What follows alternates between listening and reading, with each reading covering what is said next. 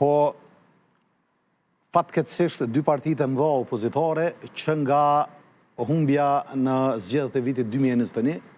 janë përgatit të përngjasojnë lëvizjes vetëvendosje duke zgjedhur kryetar të formatit që duket sa më i ngjajshëm me Albin Kurtin.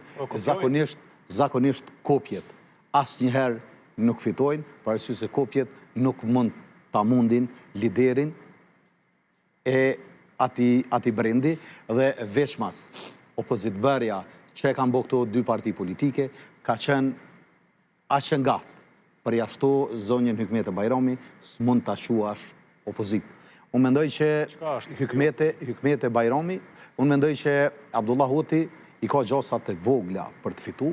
për arsye se nuk është njeri popullor, mirë po në rast se sheh si ekspert, si politikan, si njeri praktik dhe të përgjegjshëm në sferën publike, veçmas nga figurat politike, pa kush i përngjason Abdullah Hotit, mirë po fatkeqësisht. Tek ne, kush ka llafe më shumë, apo si thot populli, kush duket me ilmojt, është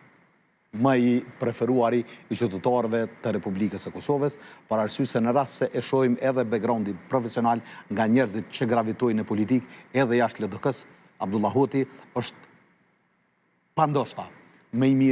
miri i fushës, mirë po ne kemi zgjedhur të votojmë për llafe dhe për intriga dhe asnjëherë të mos votojmë për diçka konkrete të fjalës që është racionale dhe mund t'i sjellë dobi vendit, për arsye se ajo pak reformë ekonomike që është në këtë vend, është duke ju falendëruar Isa Mustafës dhe Abdullah Hotit, për arsye se unë politikisht s'kam qenë asnjëherë me ta dhe as nuk i kam votuar. Mirë po, ne kemi si folës publik bërgj ta themi